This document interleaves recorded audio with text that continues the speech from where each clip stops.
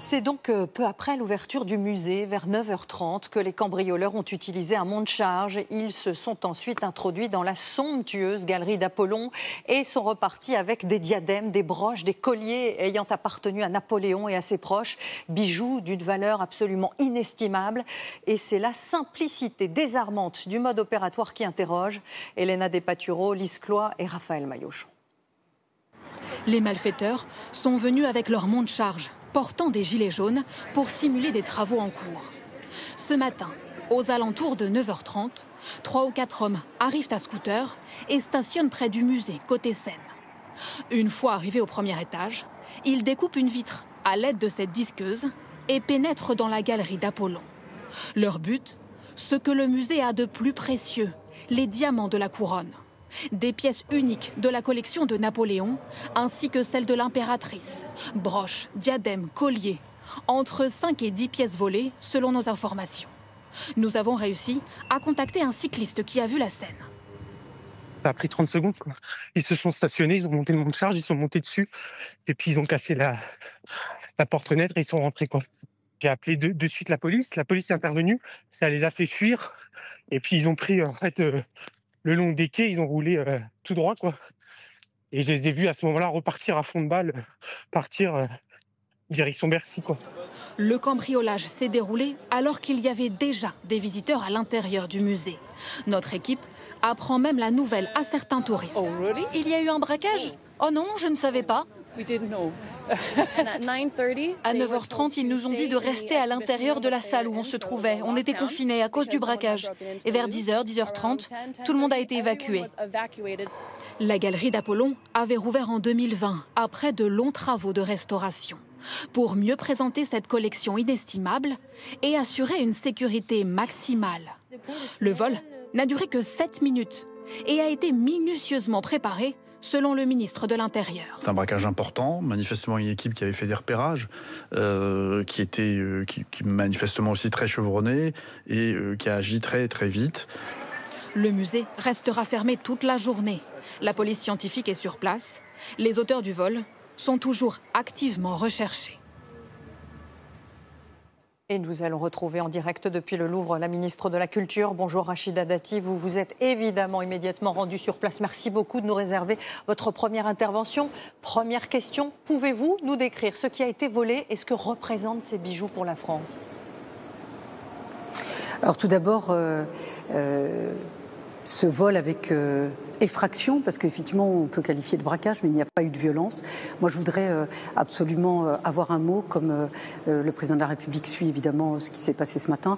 Avec le président de la République, nous sommes totalement en soutien des agents du musée du Louvre, de sa présidente qui est à mes côtés ce matin, parce que dès que nous avons eu l'information de ce vol avec effraction au musée du Louvre, nous nous sommes rendus sur place pour être aux côtés des agents, qui se sont évidemment, qui ont agi en professionnel, sans aucune violence et sans aucune panique.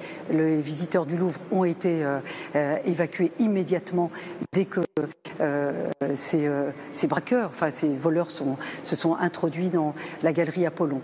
Alors évidemment, le butin est assez inestimable. Ce sont des bijoux qui ont été subtilisés, volés, et donc les constatations sont en cours aujourd'hui. En ce moment, la procureure de la République est à nos côtés ce matin pour ces constatations, et donc nous sommes en train d'évaluer évidemment ce préjudice et la nature du butin qui a été volé. Et donc, encore une fois, il n'y a pas eu de violence, il n'y a pas eu de panique, tout le monde a été évacué évidemment avec professionnalisme légal, mais je voudrais absolument à nouveau le dire, tout notre soutien aux agents du musée du Louvre et à sa présidente qui est à mes côtés ce matin. Rachida Dati, certaines rumeurs affirment qu'on aurait retrouvé une couronne abandonnée par les voleurs dans leur fuite. Est-ce que vous nous le confirmez ? Alors dans la fuite, évidemment, en contrebas du musée du Louvre, aux abords du musée du Louvre, effectivement, il y a eu un bijou qui a été retrouvé et qui est en cours aussi d'évaluation. Donc tout ça est en cours. Nous nous sommes rendus immédiatement, quelques minutes après avoir eu l'information de ce vol.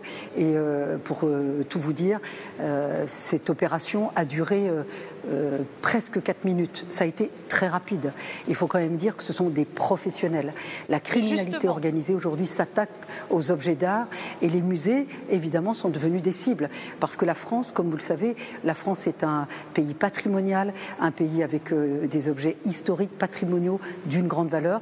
Et donc ces musées sont devenus aussi la cible de ces criminels. Pardonnez-moi de vous interpeller, Rachida Dati. Vous le dites vous-même, 4 minutes, c'est rien pour intervenir dans le plus grand musée du monde et voler les bijoux parmi les pièces les plus précieuses du musée. Comment expliquer que ce site soit si vulnérable ? Le sujet des musées et la vulnérabilité des musées est un sujet ancien, comme vous le savez. Pendant 40 ans, on ne s'est pas intéressé à la sécurisation de ces grands musées. Et d'ailleurs, la présidente du musée du Louvre, il y a 2 ans, avait saisi le préfet de police pour un audit de sécurité. Pourquoi ? Parce qu'il faut adapter ces musées aux nouvelles formes de criminalité. Aujourd'hui, c'est devenu une criminalité organisée. Ce sont des professionnels. D'ailleurs, nous avons vu quelques images. Ils ne s'attaquent à personne. Ils rentrent très tranquillement. En 4 minutes, évidemment, ils détruisent des vitrines, ils prennent leur butin et ils s'en vont. Sans aucune violence. C'est très professionnel. Et donc, la présidente du musée du Louvre, lorsqu'elle est arrivée, a demandé au préfet de police un audit de sécurité. Il a rendu d'ailleurs des recommandations il y a quelques semaines, il y a à peine quelques mois, qui commencent à être mises en œuvre. Vous savez que des mesures de sécurisation sont intégrées dans le nouveau grand projet du musée du Louvre qu'a voulu le président de la République, qu'il a annoncé il y a quelques mois.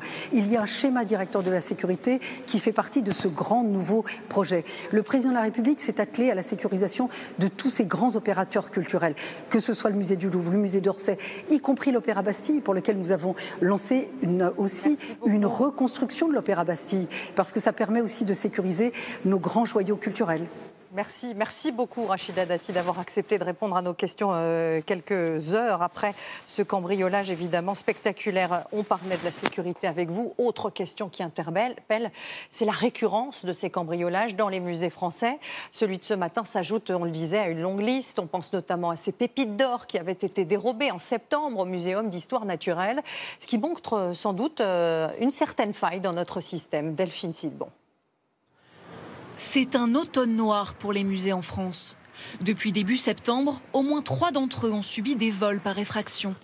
La cible des cambrioleurs, de plus en plus, des objets compacts, faciles à transporter, moins connus du grand public mais d'une valeur patrimoniale immense.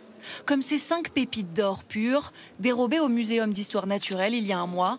L'une d'elles, lourde de 5 kilos, datait d'il y a 1 milliard d'années. Ce qui est surtout terrible, c'est que chacun de ces spécimens a une origine, une histoire, une valeur scientifique. Et l'idée que ce soit juste fondu pour faire des lingots, ça nous désespère. Elles n'ont toujours pas été retrouvées. Pour s'introduire dans le musée, les malfrats avaient scié une porte de secours et troué la vitre blindée où se trouvaient les pépites à l'aide d'un chalumeau. À Limoges, début septembre, il n'a même pas été nécessaire de déployer un tel arsenal.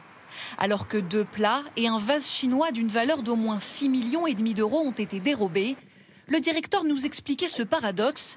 Les vitres n'étaient pas blindées pour une bonne raison. La partie dans laquelle se trouvent les vitrines où il y a les objets qui ont été volés, les vitrines elles-mêmes sont classées. Évidemment que toutes les vitres ne sont pas des vitres modernes ultra blindées. Voilà le dilemme. Les œuvres doivent être facilement accessibles au public tout en étant protégées. Une sécurisation moins facile lorsque les ressources financières sont limitées, comme souvent pour les musées publics. Et désormais, ces braquages se font aussi loin des grandes villes. À Saran, en Corrèze, 2 attaques en seulement 48 heures il y a quelques jours, au cœur d'un musée qui abrite les cadeaux diplomatiques de Jacques Chirac. De l'argent liquide et une montre de collection ont été emportés.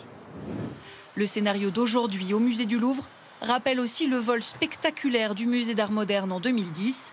5 chefs-d'œuvre, dont un Modigliani, un Matisse et un Picasso, avaient été emportés, des toiles jamais retrouvées et potentiellement détruites aujourd'hui.